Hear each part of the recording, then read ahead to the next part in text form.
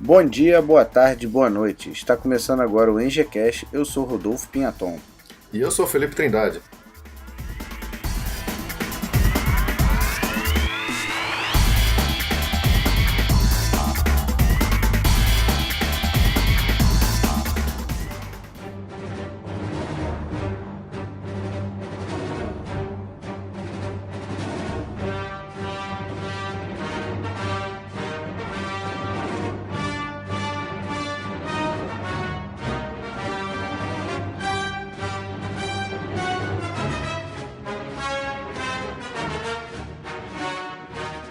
Pessoal, como dividimos um papo com o engenheiro mecânico Felipe Trindade em duas partes e hoje é a segunda parte, não teremos leitura de e-mails. Vamos continuar direto de onde paramos. Porém, tem uma alteração muito importante no projeto do EngieCast, que agora será mensal e não mais quinzenal como eu havia planejado. O motivo é que 15 dias é muito pouco tempo para conseguir fazer tudo o que precisa ser feito para os episódios irem ao ar. Ainda estou sozinho no EngieCast. Mesmo de férias na faculdade, pude perceber que não será possível publicar os episódios no prazo anterior. Então, para não haver atrasos, acho justo alterar o prazo de publicação, ajustando as minhas possibilidades. Quando tiver mais gente na equipe, acredito que poderemos estudar a publicação com maior frequência, porém por enquanto será realmente mensal. Ao final desse podcast, espero seu comentário, sejam pela página no Facebook ou pelo e-mail contato@engiecast.com.br ou até mesmo pelo @engiecast no Twitter. Não deixe de comentar, seu feedback é um dos combustíveis que uso para seguir em frente. Além disso, divulgue o EngieCast para os amigos. Agora vamos para a segunda parte do bate-papo com Felipe Trindade.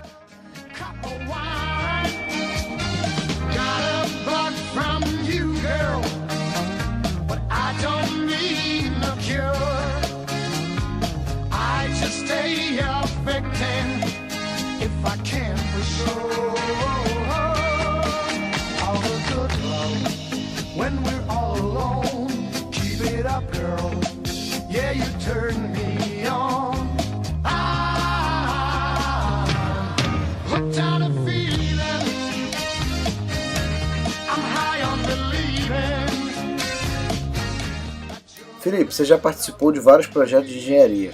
Fala um pouquinho pra gente sobre eles. Bom, praticamente desde do meu primeiro estágio, eu já trabalhei em empresa de projeto de engenharia, trabalhando já praticamente só com Petrobras, em expansões de planta, construções de novas unidades dentro de planta existente e assim por diante. Quase sempre já direto trabalhando com um projeto de detalhamento, né, projeto executivo, ou seja, já produzindo a documentação para compra de equipamento ou para execução de obra diretamente.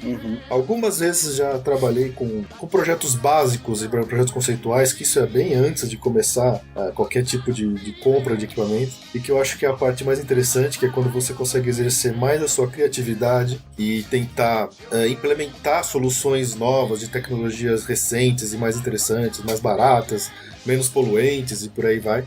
Eu, como sempre trabalhei direto dentro do departamento de engenharia mecânica, eu sempre tive esse trabalho de detalhar e comprar os equipamentos mecânicos que vão nessas plantas. Então exige do profissional um bom conhecimento técnico em diversos tipos de equipamento. Você tem que ter uma capacidade legal de pesquisar por novas tecnologias, seja na internet, seja ligando para fabricantes e pedindo para o cara vir te fazer uma apresentação. Então você começa a ter muito contato, você começa a fazer amizade com fabricantes e vendedores, porque você precisa dessa parceria, né, entre o profissional de engenharia da engenharia de projeto e o fabricante. O legal é que você acaba tendo um conhecimento além do que o normal sobre esses materiais, né? Porque você precisa comparar um com o outro para poder fazer a compra. Você tem que estudar a fundo, não só saber usar, mas você tem que saber todas as especificações dele para ver se vai te atender.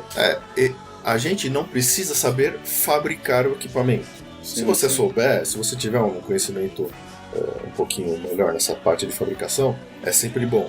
Mas não precisa ser tão detalhista a ponto de você saber fabricar o equipamento. Mas você precisa saber comparar dois equipamentos para saber se você vai comprar o melhor possível. Sim, sim. Porque você tem que escrever um documento para o seu cliente falando, ó, tem esses dois proponentes aqui, esse aqui é o melhor tecnicamente.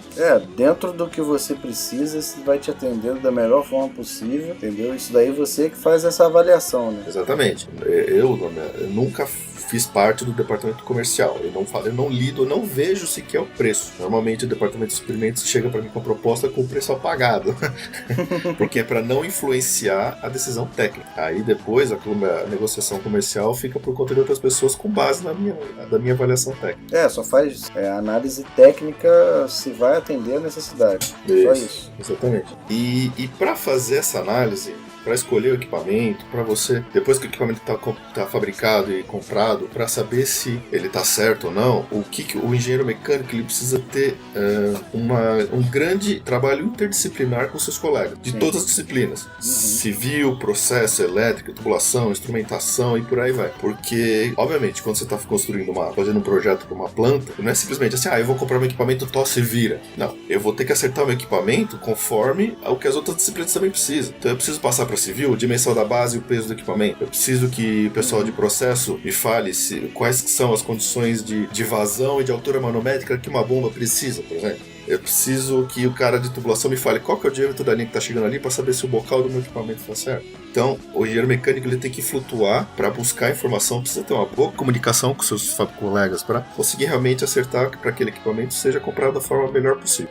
E não só isso, mas aí vem a outra parte que até liga um pouco com o que a gente estava conversando sobre a postura das pessoas dentro da faculdade, que é o conhecimento de normas. Sim, isso é muito importante. Exatamente, isso é fundamental para um bom engenheiro mecânico dentro de uma área de projetos, porque quando você vai comprar um equipamento, você precisa saber primeiro quais são as exigências do seu cliente.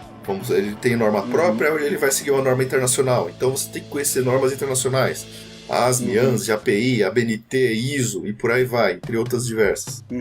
Para tudo, seja para material, seja para código de projeto e entre outras coisas. Essas normas, muita gente acha que é feita para encher o saco e atrapalhar o trabalho, mas ela, quando você entende para que ela funciona, é essencial, né? Ela te ajuda a entender um trabalho feito em qualquer área, entendeu? Porque ela tá dentro de uma padronização, então te ajuda bastante. Exatamente. Quando você entende a necessidade dela. Se você não entende a necessidade, você vai achar que aquilo ali só é para te dar mais trabalho para fazer as coisas, né? Ela é totalmente necessária porque isso te dá, primeiro, algumas regras para você saber como que você vai comparar fabricantes, por exemplo. Sim. O cara tá me contando uma bomba, que bom, mas esse aqui tá me contando uma bomba ANSI e o outro tá me contando uma bomba API. São coisas totalmente diferentes. Então tem que, no mínimo, o cara tem que fabricar a bomba conforme a norma única. E aí você tem que conhecer essa norma para verificar se o que ele tá te ofertando realmente tá atendendo essa norma. Porque o cliente quer uma bomba conforme aquela norma. Então todo mundo, tanto projetos no Brasil quanto projetos no exterior, 100% sempre lida com essas normas internacionais que são válidas para todos os projetos. Em alguns desses projetos, você fez empreendimentos em Luanda, que fica em Angola, né? E também no Equador. Conta mais um pouquinho pra gente dessas experiências com profissionais de outros países. Olha, o mais engraçado é assim, apesar desses projetos serem no exterior, eles foram todos feitos aqui no Brasil. Sim.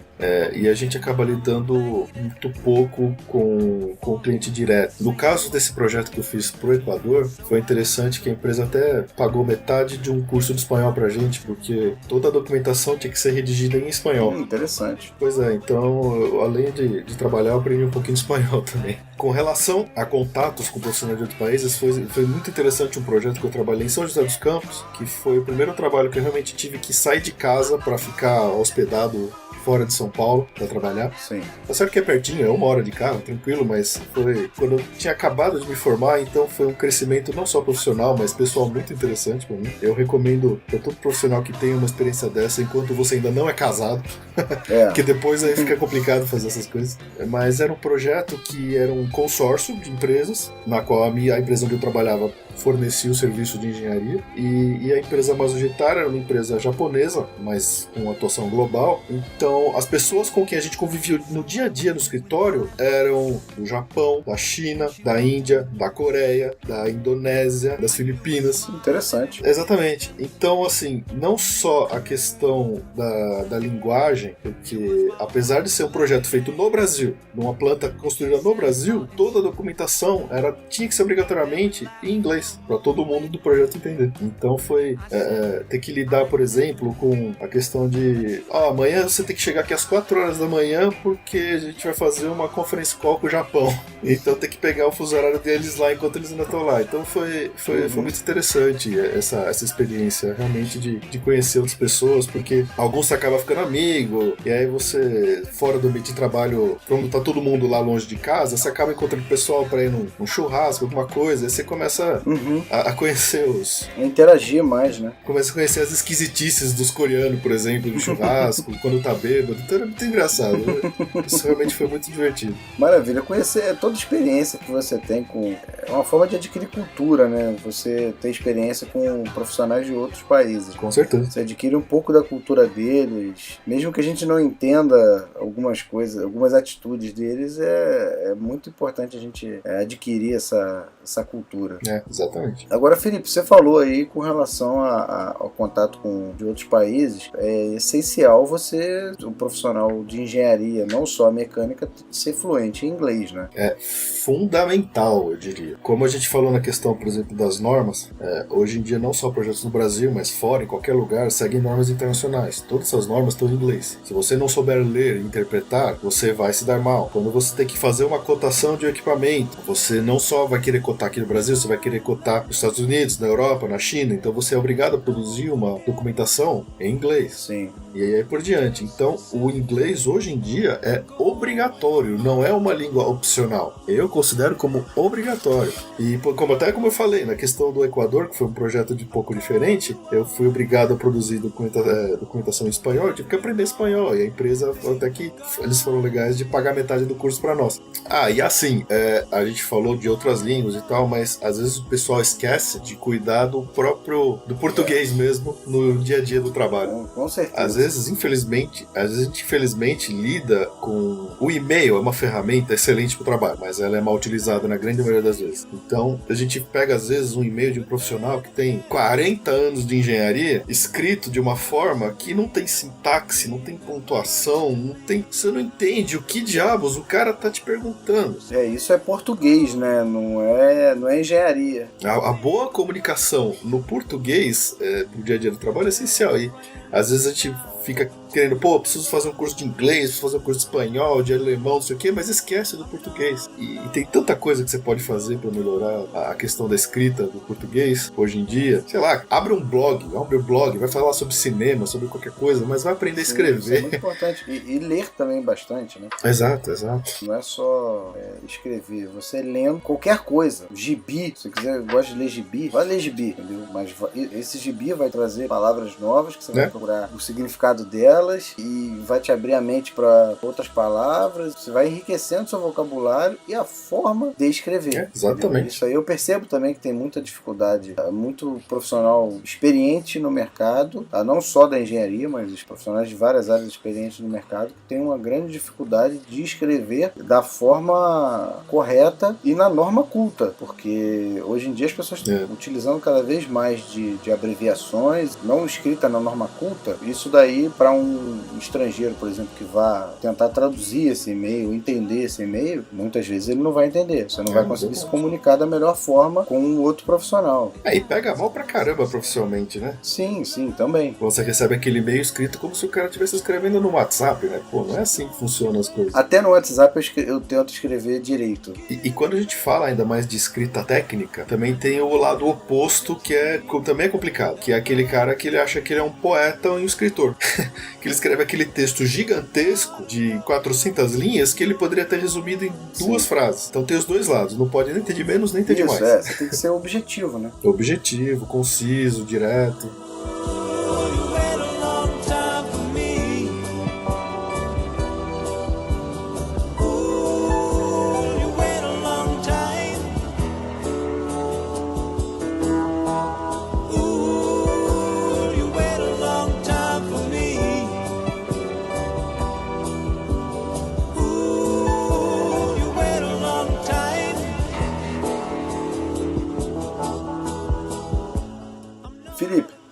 vejo que muito do que você faz no dia a dia, como controles, requisições, especificações técnicas, leitura de manuais técnicos e aprovação dos produtos dentro da sua necessidade, são coisas que os estudantes não gostam muito de aprender. Preferem as partes mais legais, como projeto, uso de máquinas e equipamentos, etc. O que você tem a dizer aos estudantes e aos profissionais recém-formados sobre a base teórica que é ensinada na faculdade? A base teórica é a parte mais importante, eu diria. Até como eu já comentei lá atrás, que eu considero uma das melhores coisas que eu aprendi na USP, era justamente essa base teórica para poder ver, ler e entender as coisas. Quando você vai trabalhar na área de projetos como eu estou, você tem que ter uma mente aberta, porque a qualquer momento pode chegar uma coisa um pouco diferente na sua mão. A gente nunca sabe exatamente o que vai lhe dar, qual que vai ser o seu dia a dia no trabalho. Obviamente que no começo da carreira profissional de todo engenheiro, seja num estágio ou seja como trainee, você vai acabar sobrando com os trabalhos mais maçantes e chatos possíveis. Você não vai querer chegar no primeiro dia e já ter a responsabilidade de sair assinando projeto, fazendo tudo da sua cabeça. Sim, com certeza. Então se prepare para fazer arquivo, tirar cópia e coisas chatas. Isso vai acontecer com todo mundo, não tem como fugir disso. Esses trabalhos maçantes no início de carreira, eles são inevitáveis. O trabalho interessante tá com um cara que já tem 5, 6 anos de profissão, né? Não vai deixar pro novato fazer o trabalho mais interessante. Exatamente. O que é importante é isso, é você, de alguma forma, tá sempre colado do lado do seu engenheiro supervisor, do seu, seja lá quem for, pra tirar dúvida, pra fazer pergunta, pra ver o que ele tá fazendo e tentar absorver aquilo do trabalho que ele faz no dia a dia. Obviamente que nem todos às vezes têm paciência de ficar ensinando. Eu já tive a experiência de lidar com alguns estagiários ao longo da minha vida, principalmente nos meus últimos 5 anos aí de carreira, digamos, e eu tenho o prazer de ensinar uma coisa pra um estagiário novo, pra um cara que tá começando. Não é sempre que a gente tem o tempo de fazer isso no dia a dia corrido do trabalho, mas sempre que é possível. E nem sempre que o estudante quer aprender. Exato. Infelizmente já aconteceu isso, de pegar um cara que ele não tá a fim de ensinar. Então você ensina uma vez, o cara não entende. Você tenta uma segunda, o cara não tá nem aí, você para de tentar. Infelizmente acontece. Mas quando você vê que é um cara interessado, que quer crescer, que quer aprender, que quer tirar dúvida, eu tenho esse prazer de sentar do lado do cara pra ensinar ele. Isso é muito interessante, porque o estágio é uma porta de entrada para o mercado de trabalho. O ideal é que o profissional esteja sedento por conhecimento. Se ele não está interessado em aprender coisas novas, ele possivelmente não vai ser um profissional muito interessado ao longo da carreira, né? Exatamente.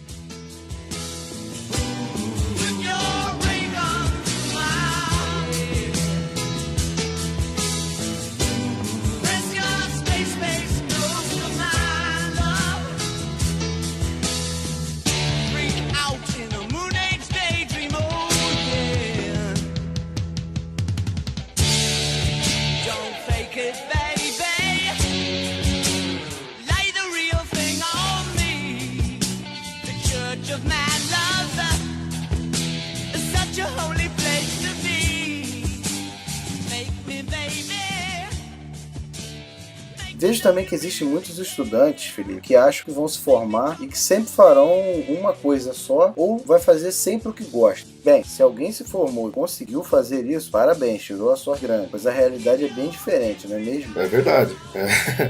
Até como a gente falou um pouco antes, às vezes a gente sempre pode ser surpreendido com um trabalho diferente que vem na sua mão. Eu já, por exemplo, trabalhei quase que os primeiros 8 anos da minha experiência profissional trabalhando com óleo e gás. De repente, nesses últimos 2 anos, depois que eu mudei para a empresa, começou a chegar para mim, por exemplo, estação de tratamento de água, que é uma coisa totalmente diferente, mudança de paradigma completa. Ou, por exemplo, uma planta termoelétrica, algo totalmente novo, que eu não estava acostumado. Então, assim, eu achava mais interessante trabalhar com óleo e gás e achei esquisito trabalhar com planta de água, não era legal. Mas você tem que fazer aquele trabalho de uma forma ou outra. Ou então você é um estagiário, você chegou, poxa, entrei numa empresa que eu finalmente vou trabalhar com automobilística, sou engenheiro mecânico, vou finalmente trabalhar com automobilística. Você chega lá, você fica o dia inteiro atualizando uma planilha de custos. Pode acontecer, e é normal acontecer. Sim, sim.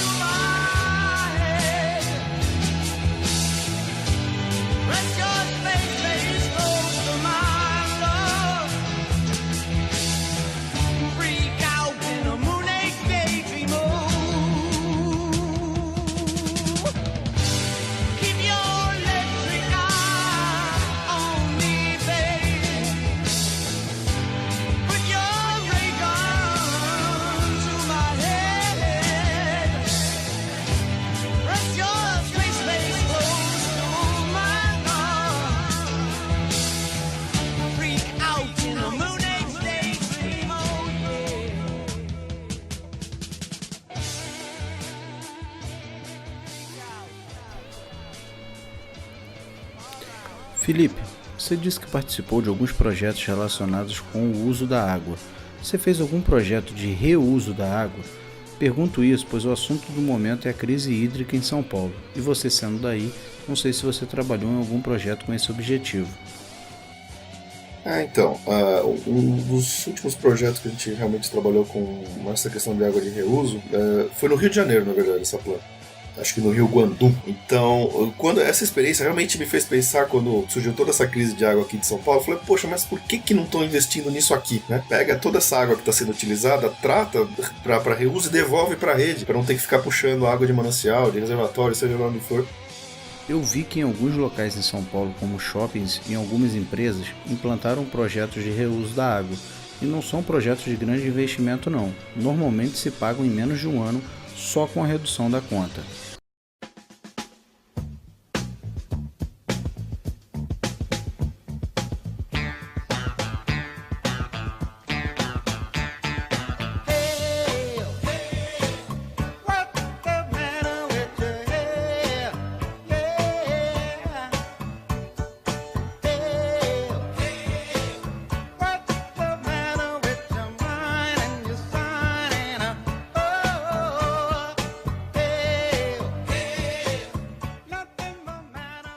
Com o tempo, o profissional adquire mais experiência, né? E com isso aumenta as responsabilidades. Muitos engenheiros passam a gerenciar equipes maiores e a gestão de pessoal é muito importante. O que você tem a dizer sobre isso? Com certeza é muito importante. Conforme hoje eu já sou um engenheiro pleno, quase indo para sênior, eu já tive que lidar com, digamos, gerenciar pequenos grupos de engenheiro júnior, trainee, de estagiário, 2, 3 pessoas no máximo. E foi muito interessante isso. Eu confesso que eu gostei bastante da experiência. E é assim que eu me vejo daqui para frente, cada vez menos tendo que lidar com a parte técnica e mais gerenciando equipes. Mas ao mesmo tempo que a gente também, eu já tive chefes sensacionais, assim, que eu não tenho um A pra falar mal do cara. Eu já tive chefes que foram terríveis, aqueles caras que não dão atenção ou que é mal-humorado demais. E você percebe que falta um pouquinho ali da qualidade de gestão pessoal do cara, sabe? E isso influencia demais na equipe. Você vê que uma equipe que tem um chefe que sabe gerenciar bem, ela é uma equipe que trabalha melhor. Sim.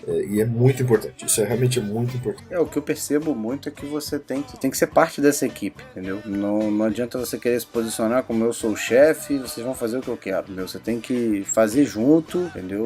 Entender de todo o processo, saber identificar essa questão de gestão de pessoal. É muito importante que você tem que saber identificar, às vezes, quando o cara tá com um problema externo, não tem nada a ver com o projeto onde você tá, entendeu? Às vezes você sentar, conversar com ele, o cara às vezes só quer desabafar. E esse cara, você como um gestor, você tem que identificar isso para que essa dificuldade que o cara tá tendo não interfira no seu projeto. Se ele fizer alguma coisa errada, vai atrapalhar a equipe toda. Exatamente. E coisas assim, obviamente que no dia a dia, você não vai querer que seja simples só brincadeira, só risada, que isso também acaba um pouco tirando foco e atrapalhando um pouco o projeto. Mas um clima leve, amigável, agradável no trabalho ajuda muito. E obviamente que você tem pressões no dia a dia, você precisa entregar, você precisa resolver os problemas. E se o cara deixa o estresse do dia a dia afetar e deixar ele de mau humor, todo mundo que tá embaixo dele é afetado diretamente. Não, isso é muito importante. As pessoas falam muito dos profissionais lá de fora que eles são muito frios, né? Eles não têm sentimento. Aqui as pessoas, o brasileiro em si, ele passa muito o que ele tá sentindo durante o dia. Ele demonstra o humor dele, entendeu? Tanto quando tá bom, maravilha. Agora quando tá ruim, tende a demonstrar que tá ruim, e isso pode afetar muito o trabalho. Com certeza. Isso aí pode afetar. Você tem que ter o autocontrole de que se eu tô com um problema fora, esse problema vai ficar lá fora. Aqui dentro é a empresa. Eu tenho que tratar dos problemas que a empresa está me trazendo. Nem sempre é fácil fazer isso. Você às vezes não carregar um problema é complicado, mas é o ideal, é o que você tem que fazer. O problema todo mundo vai ter sempre.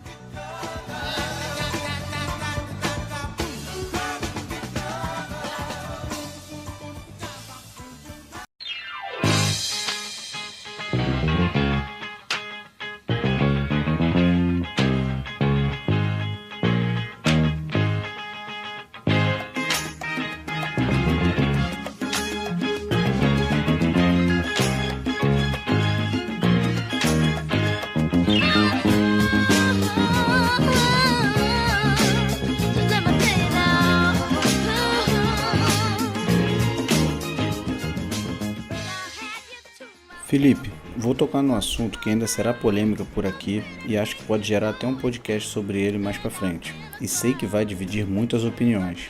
Muitos de nós ouvimos que o governo quer fazer com os engenheiros o que fizeram com os médicos, importando profissionais de outros países, sobretudo de Cuba, com a desculpa de falta de engenheiros no Brasil. O que você acha disso? Eu acho que é um pouco pior, não é trazer engenheiro de fora, é mandar projeto daqui para ser feito fora. Né? Isso é uma coisa que a gente já tem visto, já está acontecendo, principalmente quando a gente fala de alguns projetos de Petrobras aí. O tal do conteúdo nacional mínimo não tem sido respeitado e em nome de ter pouco orçamento, de ter pouco verba para executar um projeto, estão mandando para empresas na China, na Indonésia, na Coreia. E é dificílimo, né? E é dificílimo de concorrer aqui no Brasil por causa do famigerado custo Brasil, dos encargos que são obrigados, que as empresas brasileiras são obrigadas a pagar, que encarece demais o nosso serviço nacional. E infelizmente é isso mesmo.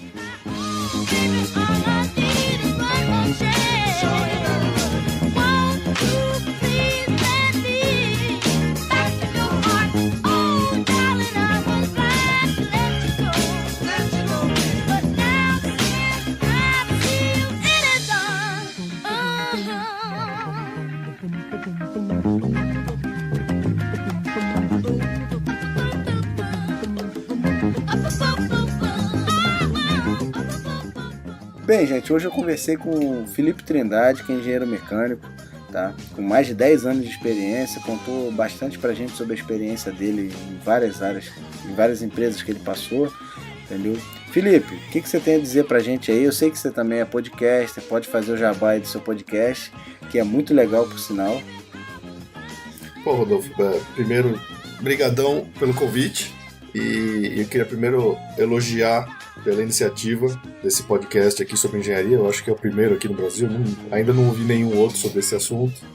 Então, desejo longevidade a esse projeto, que eu achei muito legal quando eu vi o seu anúncio lá no grupo do Podcasters BR do Facebook. Então, por isso que realmente eu me propus a participar. Eu agradeço pelo convite, achei muito legal, foi muito divertido aqui o nosso papo. Nosso papo rendeu bastante hoje, né? Rendeu bastante, né? Se algum dia você achar que a minha participação para algum outro episódio vale a pena, fique à vontade de me chamar, que eu volto com o maior prazer. Não, seja bem-vindo. Sempre que você tiver alguma sugestão de pauta também, que você queira falar sobre alguma coisa, procura a gente, que a gente vai estar sempre aqui, cara. Tanto para você quanto para outros engenheiros também que queiram falar sobre a sua área. Né? Com certeza. E de novo, desculpa pela voz aí, passei o final de semana inteiro gripado e a falação aqui acabou destruindo minha voz aos poucos. Não, mas tá ótimo, cara. Eu pelo menos tô ouvindo muito bem aqui. E pra quem quiser ouvir, eu gravo um podcast que é o Passaporte Orlando, no passaporteorlando.com.br. A gente fala bastante sobre viagens pra cidade de Orlando, com parques temáticos, Disney, Universal, essas coisas todas, porque eu sou um pouco fanático por isso, então a gente já tem esse projeto aqui, já tá uns 2 anos rolando. Só nesse último ano que a gente profissionalizou e tentou colocar uma periodicidade aí de mês a mês, pelo menos. Mas quem quiser ouvir, pode ir lá e ouvir à vontade, comentar e tudo mais. Pode ir, pessoal. Pode ir, que é muito bom. Não só ir lá no iTunes e ouvir o podcast, mas pode ir pro Orlando também, que é muito bom. Com certeza.